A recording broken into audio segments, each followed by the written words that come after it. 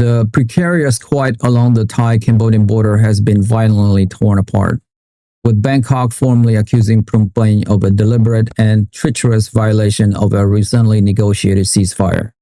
This accusation has reignited a simmering conflict, pulling the two Southeast Asian nations back to the precipice of a wide war. The incident, a deadly firefight in the disputed Emerald Triangle border region, has effectively nullified intensive diplomatic efforts and has plunged the region into a state of high anxiety. For the Trump administration in Washington, already grappling with major crises in Europe and the Middle East, this eruption of violence in a strategically vital part of the Indo-Pacific represents a deeply unwelcome third front, forcing a diversion of diplomatic and intelligence resources at a moment of extreme global tension. The fragile hope of de-escalation has been replaced by the grim spectacle of troops mobilizations and a venomous war of words that threaten to spiral into open combat. The Thai government's case, presented in an emergency press conference by a top general, alleged a premeditated act of aggression by Cambodia. According to the Thai narrative, a routine patrol of the Royal Thai Army discovered a newly dug Cambodian trench and fighting position several hundred meters inside the designated demilitarized zone established by the Truce Agreement. The Thai patrol was allegedly ambushed by Cambodian soldiers lying in wait, leading to a fierce close-quarter infantry battle. Thailand claims its force, after suffering casualties in the initial attack, were compelled to respond with artillery fire to suppress the Cambodian positions and to allow for the safe evacuations of their wounded. As definitive proof of Cambodia's malign intent, the Thai military displayed photographs of what they claimed was the wounded Cambodian soldiers captured during the clash, alleging that document found on the soldier detailed orders to establish a permanent presence in the dispute area, in direct violation of the ceasefire's term. The Thai Prime Minister has declared the truce null and void due to this act of bad faith and has ordered his commanders to respond decisively to any further provocation. Cambodia's response was immediate and equally furious, painting a picture of Thai aggression and fabrication. A spokesperson for the Cambodian Ministry of Defense held up wreckage that he identified as a sophisticated Thai military surveillance drone, claiming it has been shot down deep inside Cambodian airspace hours before the ground clash. Phnom Penh's account asserts that the Thai infantry patrol was not routine but was a hostile incursion aimed at recovering the downed drone and its sensitive technology. The Cambodian government claims its border force acted lawfully to defend their sovereignty against this armed intrusion. They have vehemently denied that any of their soldiers were captured, dismissing the Thai proof as a pathetic theatrical performance and suggesting the Thais are displaying a Thai soldier in a Cambodian uniform. The Cambodian Prime Minister condemned the arrogant aggression of his neighbor and appealed to international partners, particularly China, to bear witness to Thailand's violation of the truce and its imperial ambition.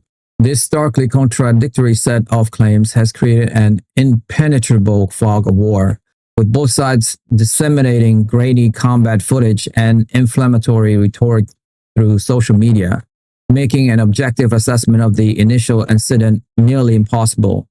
The crisis has landed on the desk of a deeply frustrated President Donald Trump, who is reportedly infuriated that his administration has been dragged into what he considers a local squabble between the two nations that should know better. His primary concern is that the conflict could create instability that China might exploit to further its own influence in the region. He has demanded that his foreign policy team put a lid on this, and fast. This presidential directive has galvanized a flurry of activity across the U.S. government.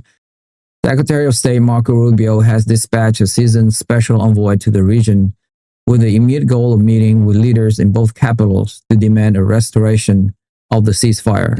The mission's explicit purpose is to make it clear that the United States will not be drawn into taking sides and hold both governments responsible for containing the conflict.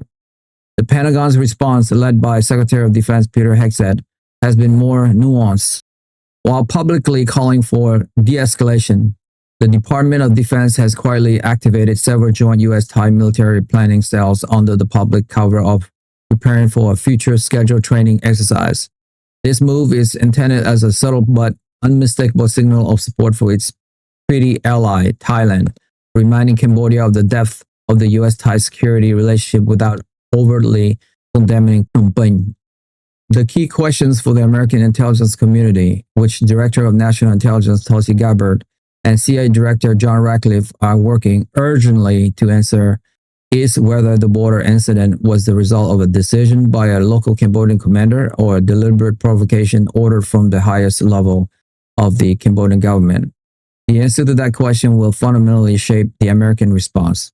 The intelligence community is also monitoring Chinese communications for any signs that Beijing encouraged this escalation to test American resolve while it is focused on Russia. The economic lovers of power are also being readied. United States Trade Representative Jameson Greer has issued a stern warning through diplomatic back channel to both nations. He has made it clear that any military action that disrupts operation at Thailand's main deep-sea port of Lam Taben, a critical hub for global commerce, will result in an immediate and unfavorable review of their trade status with the United States. Other cabinet members are engaged as well. Secretary of the Interior, Douglas Burgum, whose department oversees matters related to international boundaries and territories, has offered American technical expertise in satellite imagery analysis to help adjudicate the competing border claims, and offer seen as a way to push for a non-military solution. Secretary of Veteran Affairs Douglas Collins has noted the grim legacy of past conflict in the region, using it as a cautionary tale in his discussion with other officials about the long-term human costs of the current escalation. The collapse of this ceasefire has done more than just restart a border war. It has opened a dangerous new front in a world already beset by conflict.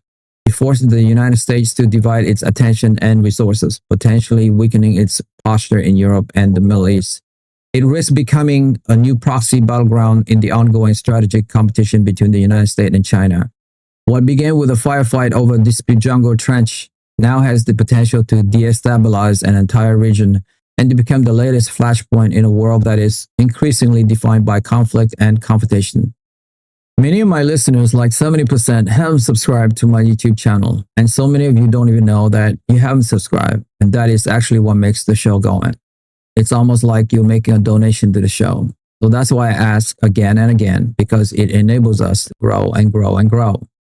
And we are going for the long haul here. And listen, if this is your first time listening to World Global Conflict, you don't have to subscribe. You guys, your first one's on me.